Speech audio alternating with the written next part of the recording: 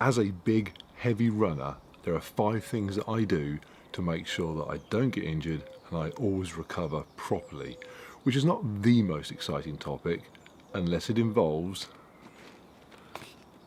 new shoes.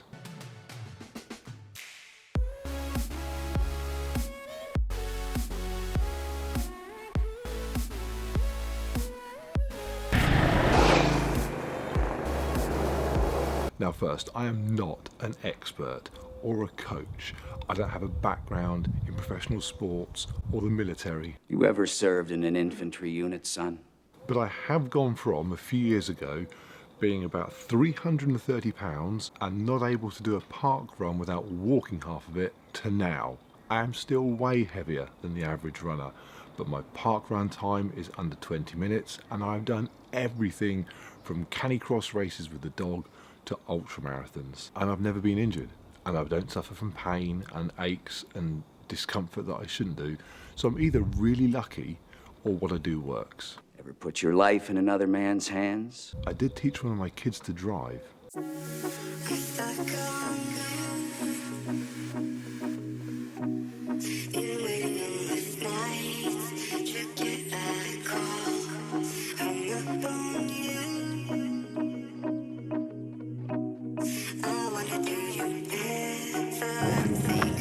So my 2 biggest mistakes when I first started running: not running enough and running too fast.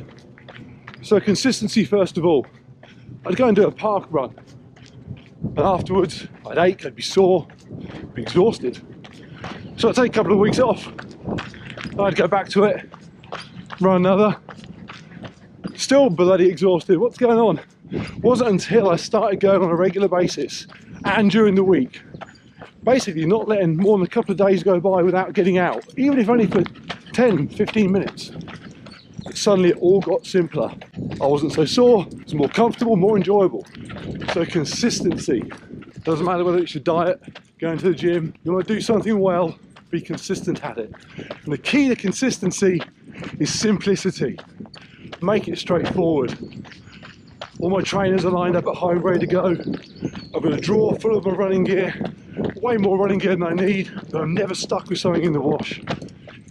If you have to summon up the motivation to go running in the first place, and then you can't find one of your socks, that is game over. So, there is something that you want to do, to make it easy to do it.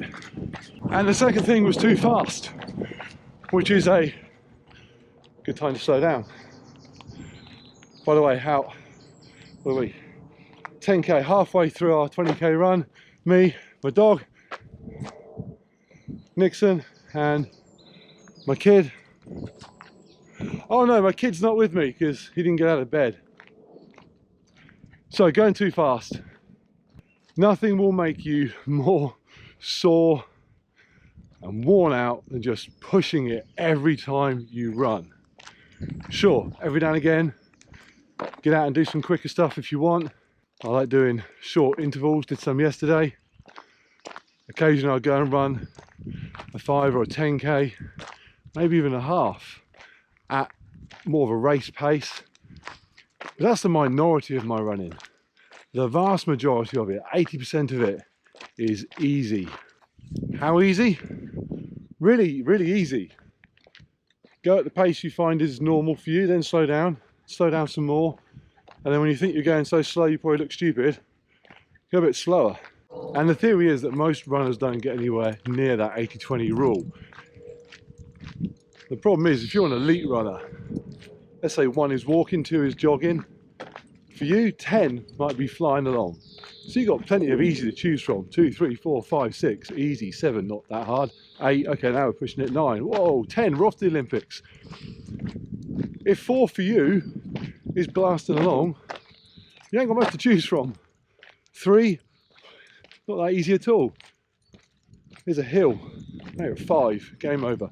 So when you have that narrow window of what's easy for you, be really, really aware of whether it's easy or not. And trust me, those gentle runs will pay dividends. I used to think that going off slowly wasn't really helping with my shorter stuff. All last year I spent ages trying to get down to 20 minutes or close to it for my park run, 5k. Couldn't do it. I was out doing intervals, sprints, loads of fast stuff. 1 kilometre hard, rest, 1 kilometre hard. Could not get close to 20 minutes. Then for a laugh, I went and did a 50k ultra marathon. And I ran it slow. I thought people watching would be laughing at me how slow I was going. I felt like I was 100 years old. But I did it. Next time I went and did a park run, it felt like nothing. 5k, it's like a warm-up. Did another ultra, did some marathons, did some longer runs at the weekend. Before I knew it, my 5ks just felt easier, even though clearly I was running a heck of a lot faster. Before I know it, I'm under 20 minutes. And I am pretty much convinced that getting under 20 minutes is a direct result of those long, slow, steady pace runs. Consequently, I now do them all the time. Like today. I'm happy to take a bit of a breather in the middle of one, drop the pace down, keep this 20k easy by sticking 3 minutes of walking in the middle of it. And long, slow, easy, steady runs, they need long, slow, easy, steady shoes. Let's go, buddy.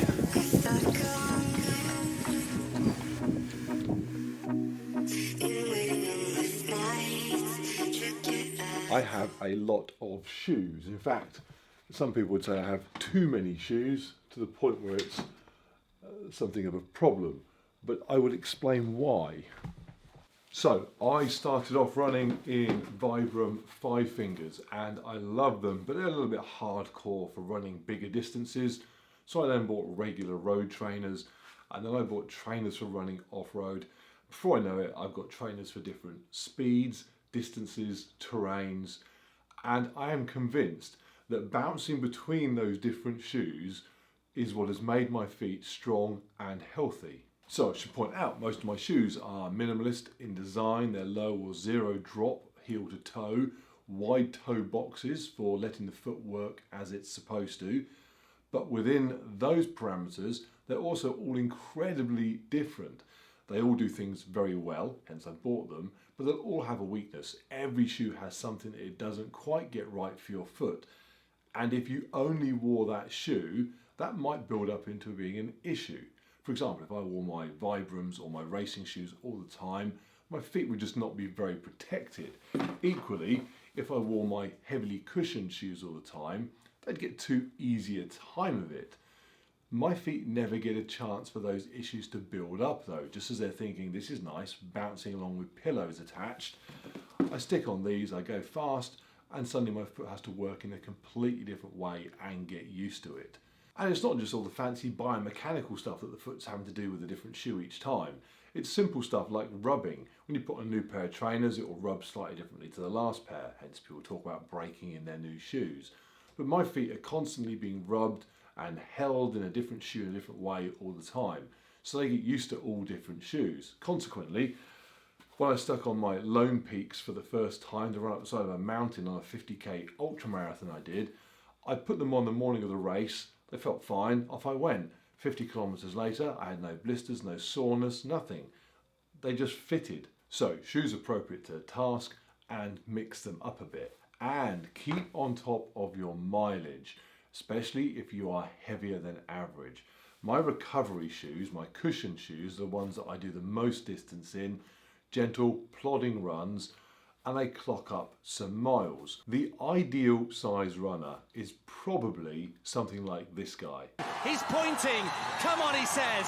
Eliud Kipchoge has the hand of history on his shoulder. Now, if you are Kipchoge size, about 5'6" and 115 pounds, your shoes may last quite a while. The cushioning in them may not be asked to do an awful lot. I haven't been 115 pounds since I was about 7 years old and getting over a week-long stomach bug. So, although an elite runner may be doing mileage that dwarfs mine, they are not dropping 230 pounds onto the heel thousands of times a run. So my shoes wear out. And when they do not feel good anymore, when the cushioning feels dead, they are done with. Hence, new shoes.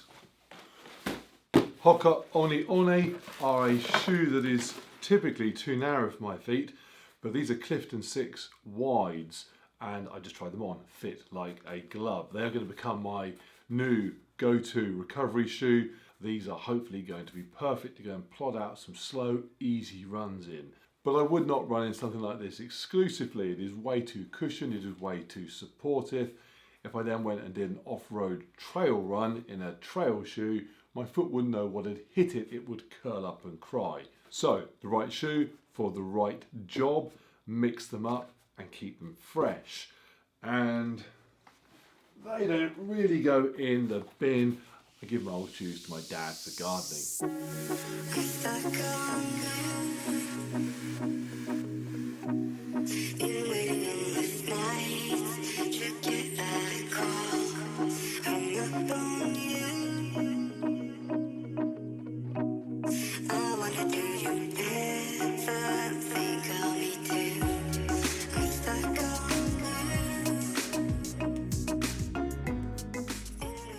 Set the camera up to record me on the bike because I thought today's session had me doing 20-minute recovery spin, a good example of active rest I thought.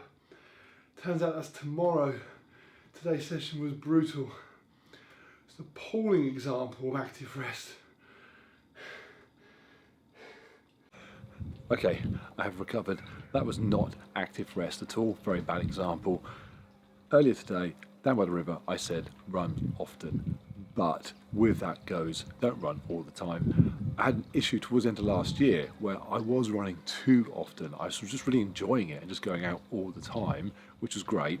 But then come Monday, after a week of hard running, I would just feel too tired. The legs did not feel good. They felt like they were just overworked. So I'm now very, very aware of putting into my days active rest sessions where I deliberately do nothing other than incredibly low intensity stuff that is nothing to do with running. So I might go out and walk the dog, kayak, paddleboard. Tomorrow's a good example, having done the run this morning and the bike as well today. I'm going to get out on the e-bike tomorrow morning. Jen and I are going to go out for a couple of hours. It's really low intensity, it's an e-bike, but it does get my legs moving, it gets things flushing through, and they will feel much better afterwards. If I just woke up tomorrow, when they probably will feel quite stiff, and did nothing all day, just sat and watched Netflix, that is not constructive for my legs. They will just feel worse during the day. I want them to be moving, but under no pressure whatsoever. E-bike is perfect for that. In fact, one of the reasons I got the exercise bike in the first place was so that I could take some of the running over to the cycling. It didn't quite work because I'm now hooked on that thing and entering an Ironman, but you get the idea. Break up the running with something else that is low intensity, different to running, but not just sat on your butt doing nothing whatsoever. I do have those days, but they are few and far between. They're kind of up there with pizza and Haagen-Dazs. Those days happen, but they are rare.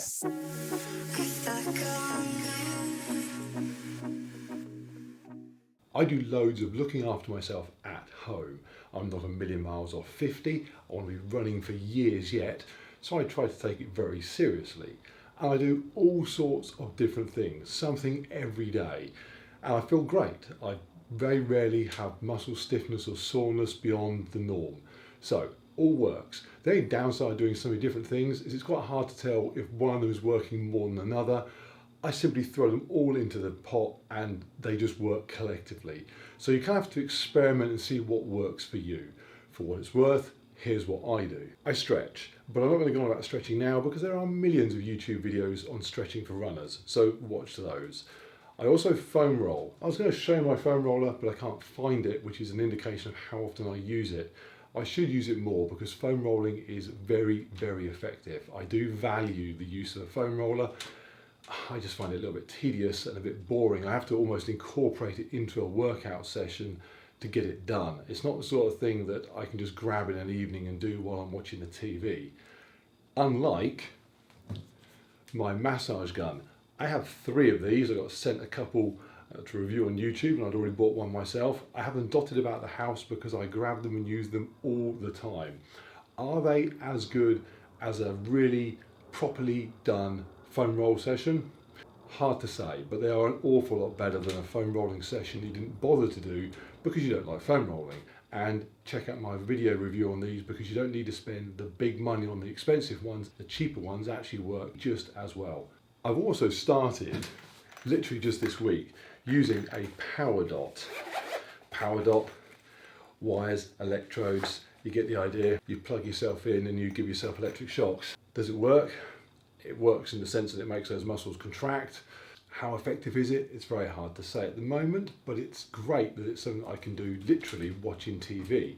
I can stick on an episode of Narcos, and before the thing is finished, I've done my calves, I've done my quads, my IT band. Very, very simple to use, and I do like simplicity. And lastly, the thing that I do almost every single day is I sauna, often using my gun in the sauna to kill two birds with one stone. I'm a huge fan of the sauna. There are a million benefits to using a sauna for your health and fitness, but in addition to all those, reducing inflammation, reducing muscle soreness and tiredness, I find it incredibly therapeutic. It raises my heart rate, my circulation level is pumping everything around, but there's no muscle fatigue going on. Very, very beneficial. I cannot fail to leave the sauna, and once I've recovered from the heat, feel 100 times better. When the gyms, if they ever reopen and you've not used one, go and check it out, because I rate it highly. So highly, I bought one.